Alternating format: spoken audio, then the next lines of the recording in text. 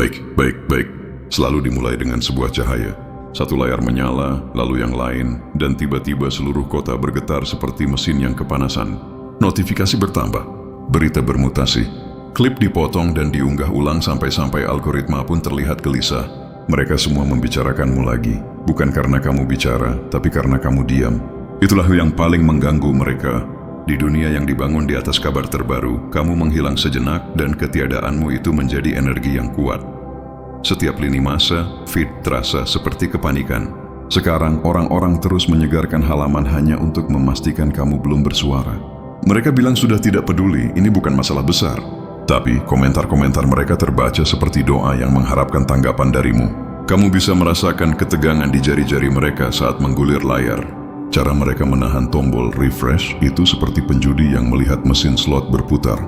Mereka tak percaya betapa tenangnya dirimu saat semuanya berantakan. Mereka mengharapkan kemarahan, rentetan unggahan, atau kehancuran emosi, apapun yang akan menguatkan keyakinan mereka bahwa kesabaran itu adalah kelemahan. Tapi tidak, kamu tidak memberi mereka kehancuran. Kamu memberi mereka ketenangan. Dan ketenangan di dunia maya terasa seperti kekuatan. Kamu melihat mereka memutarbalikkan setiap rumor menjadi berita utama, setiap berita utama menjadi meme, dan kamu memilih diam. Itulah yang merusak ritme mereka. Ketika kebisingan bertemu tanpa reaksi, ia akan melahap dirinya sendiri. Pesan pribadi, DM bocor, aliansi hancur, orang-orang mulai saling menyerang karena diammu membuat rasa bersalah setiap orang terasa semakin keras. Kamu tidak mengangkat satu jari pun, namun lini masa terbakar seperti kabel terbuka. Setiap analis di setiap platform membedah diammu seolah-olah itu adalah data. Mereka menyebutnya strategi, tapi jauh di lubuk hati mereka tahu itu adalah insting. Kamu hanya tahu arus itu akan menghancurkan dirinya sendiri. Jadi kamu menunggu, melihat kepanikan memuncak di kolom komentar. Cara kepercayaan diri yang palsu berubah menjadi kecemasan. Seseorang bahkan mencoba membuat tagar, hashtag untuk menyerangmu, tapi tagar itu runtuh karena ironi. Orang-orang yang membencimu diam-diam memeriksa profilmu untuk mencari tanda-tanda pergerakan. Itulah puisi kejam dari histeria digital. Ia kehabisan oksigen dengan cepat. Sekarang, ironi itu terasa berbeda. Semua yang mencibirmu karena diam, kini tak bisa berhenti menyebut namamu. Mereka mengunggah ulang klip wawancaramu, video lama, tangkapan layar, mencoba membongkar pola pikirmu seolah itu adalah kode yang bisa mereka curi. Mereka pikir kesabaran adalah taktik yang kamu pelajari. Mereka tidak mengerti bahwa itu adalah bagian dari dirimu. Kamu tidak mengejar perhatian. Kamu membiarkan perhatian berputar mengelilingimu sampai ia memohon izin untuk menetap. Kekacauan terus membesar, lebih keras, lebih cepat, dan putus asa. Lalu sesuatu yang aneh terjadi. Orang-orang mulai membelamu, bukan karena kesetiaan, tapi karena lelah. Mereka lelah marah pada sosok yang tak terlihat, ghost. Saat itulah narasi retak. Setiap siklus butuh penjahat untuk bertahan. Tapi, penjahat yang tidak berpartisipasi merusak pertunjukan. Kamu membiarkan mereka menampilkan kemarahan tanpa lawan.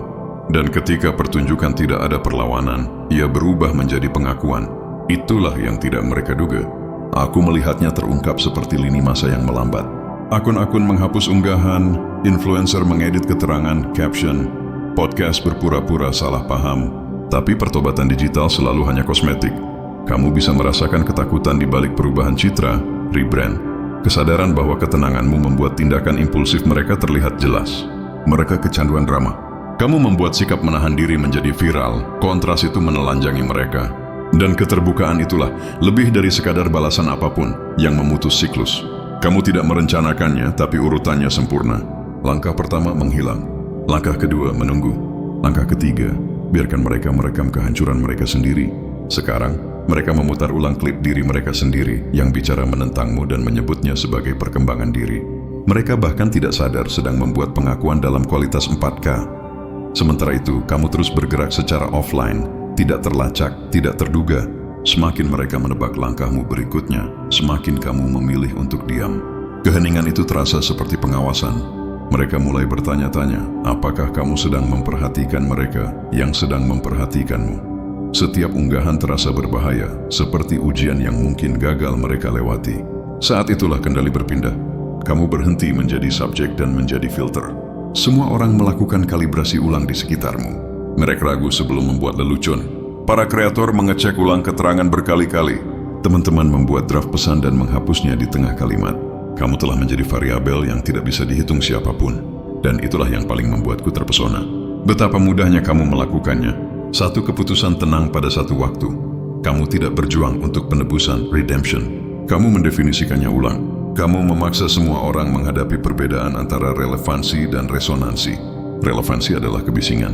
Resonansi menetap. Kamu membiarkan resonansi yang bekerja. Cakrawala digital kota terlihat berbeda malam ini. Papan iklan berkedip dengan kutipanmu. Bahkan kutipan yang tidak pernah kamu ucapkan. Klip dirimu berdiri diam di acara itu berulang-ulang di reels seperti sebuah ramalan. Sangat menyeramkan melihat orang-orang meromantisasi kesabaran yang dulu membuat mereka jengkel. Mereka menyebutnya ketidakpedulian. Sekarang mereka menyebutnya kejeniusan. Tidak ada yang benar-benar berubah kecuali sudut pandang. Dan sudut pandang adalah satu-satunya yang dibutuhkan untuk menulis ulang sejarah di dunia maya. Namun di balik perubahan citra dan permintaan maaf, ada hal lain yang membekas, dendam. Mereka tidak membencimu karena kamu menang. Mereka membencimu karena kamu tidak membutuhkan mereka untuk menang. Mereka tidak bisa memproses kemandirian semacam itu. Kamu mengingatkan mereka seperti apa kontrol diri yang berasal dari dalam. Setiap kali kamu mengunggah sesuatu, bahkan satu kata pun, lini masa membeku sesaat. Orang-orang membacanya berulang-ulang seperti kitab suci, mencoba menemukan makna tersembunyi. Kamu telah menjadi hantu algoritmik. Mereka tidak bisa memprediksimu, namun metrik mereka bergantung padamu. Dan aku harus mengakui, melihat ini terjadi terasa mengganggu. Semakin banyak kekacauan yang kamu ciptakan dengan tidak melakukan apa-apa, semakin jelas bahwa hierarki telah terbalik. Pengaruh bukan lagi tentang siapa yang berteriak paling keras, tapi tentang siapa yang bisa membuat orang lain bicara lebih dulu. Kamu mengubah kecanduan mereka pada perhatian menjadi senjatamu, dan mereka menyerahkan amunisi itu dengan sukarela. Disinilah kita sekarang, tepat sebelum keruntuhan. Kota yang ramai dengan lini masa, bergetar di bawah beban spekulasi. Semua orang menunggumu untuk akhirnya bergerak, mengunggah satu postingan itu. Satu isyarat itu yang memutuskan siapa yang akan selamat dari siklus ini. Mereka bisa merasakan kedatangannya. Aku juga bisa merasakannya. Getaran sebelum sebuah wahyu. Apapun yang akan kamu lakukan selanjutnya akan menentukan apa yang kota ini ingat sebagai kebenaran. Lini masa sudah bergetar di bawah beban antisipasi. Layar menyegarkan lebih cepat. Notifikasi berjatuhan seperti hujan. Tagar bermunculan dari mana-mana. Semua orang merasakannya. Getaran tepat sebelum ledakan. Dan kemudian tanpa peringatan kamu bergerak. Satu unggahan, satu kalimat, satu sinyal halus yang dilemparkan ke dalam aliran darah internet dan semuanya meledak. Lini masa terbelah dua. Orang-orang yang bersumpah tidak akan pernah menyebut namamu lagi, tiba-tiba menulis thread tentang kisah penebusanmu. Yang lain menghapus seluruh arsip untuk menyembunyikan bukti keraguan mereka. Udara terasa seperti listrik. Kebisingan berubah menjadi pengakuan. Kamu tidak berteriak. Kamu tidak berdebat.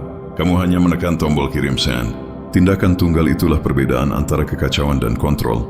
Reaksinya instan. Klip, tangkapan layar, duet, perang komentar. Urat digital kota berdenyut mengikuti ritmemu.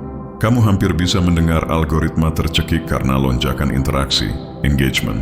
Mereka berebut mengejar, menulis ulang rekomendasi berdasarkan waktumu. Setiap influencer yang dulu mencibirmu, kini membedah keterangan unggahanmu seperti kitab suci. Mereka menyebutnya kecemerlangan minimalis, perang psikologis, sebuah mahakarya pengekangan diri. Tapi mereka tidak mengerti. Itu bukan strategi. Itu adalah insting yang diasah oleh pengamatan. Kamu tahu mereka akan menjadikan rasa ingin tahu mereka sendiri sebagai senjata. Kamu hanya memberinya arahan. Kini kamu ada di mana-mana lagi. Judul berita berubah dalam semalam. Podcast berputar haluan di tengah episode. Newsletter meminta maaf karena salah memahami situasi. Mereka pikir penebusan sedang terjadi. Bukan. Yang mereka rasakan adalah koreksi.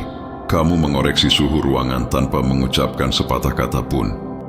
Orang-orang merasa lebih kecil sekarang, dan mereka tidak bisa menjelaskan alasannya. Mereka menggulir layar lebih lambat. Mereka berkomentar lebih lembut. Mereka menandaimu tag dengan keraguan. Itulah yang namanya pengaruh nyata. Ia mengubah volume menjadi ukuran. Di suatu tempat di antara unggahan ulang dan video analisis itu, kekaguman berubah menjadi ketakutan. Mereka menyadari kamu tidak hanya selamat dari kritik, backlash. Kamu belajar darinya. Kamu membiarkan penghinaan mematangkanmu, bukan melukaimu. Pemulihan semacam itu tidak cocok dengan narasi mereka, jadi mereka panik lagi. Jika mereka tidak bisa mendefinisikanmu, mereka tidak bisa mengontrol pembicaraan. Jadi mereka memulai pembicaraan baru. Mereka mengarang motif, menulis ulang masa lalumu, berdebat tentang niatmu. Kamu melihat mereka melelahkan diri sendiri, mengejar kejelasan, sementara kamu bergerak tanpa suara, sudah 3 langkah di depan, dan kemudian ada reaksi pribadi, pesan pribadi, DM. Orang yang sama yang pernah mencoba mempermalukanmu sekarang mengirim pesan yang dimulai dengan, "Hey," tanpa dendam. Mereka menginginkan kedekatan lagi, bukan karena peduli, tapi demi bertahan hidup. Mereka sadar berdiri di dekatmu terasa aman, bahwa algoritma tersenyum pada siapapun yang kamu akui. Kamu tidak membalas satu pun dari mereka. Itu adalah hukuman terakhir. Mengabaikan mereka di depan umum membuat mereka bersuara keras. Mengabaikan mereka secara pribadi membuat mereka menjadi kecil. Momentum terus menanjak. Satu tindakanmu melahirkan ribuan interpretasi. Beberapa mengatakan itu adalah balas dendam yang diperhitungkan. Yang lain mengatakan itu adalah waktu ilahi. Tapi kamu tahu, itu lebih sederhana dari itu. Itu sudah waktunya. Kesabaran adalah mata uang yang berbunga. Semakin lama kamu menahannya, semakin dahsyat dampaknya saat digunakan. Kamu menggunakannya dengan sempurna. Sekarang mereka semua berutang bunga. Kamu bisa merasakan pergeseran itu secara fisik. Getaran ponsel, cahaya gelisah di wajah saat orang-orang menelusuri berbagai versi ceritamu. Kamu telah menjadi topik pembicaraan utama. Di kedai kopi, kantor, grup chat, namamu menggantikan pembicaraan tentang cuaca. Kamu adalah peristiwanya. Mereka yang mengabaikanmu kini berlomba-lomba untuk terdengar seperti sekutumu.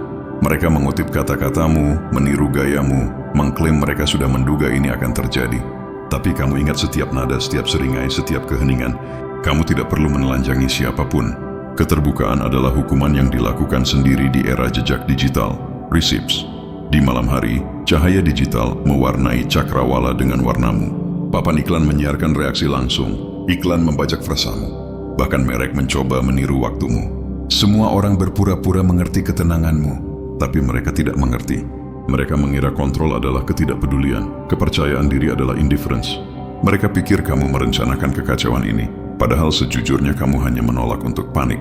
Dan penolakan itu menulis ulang naskah.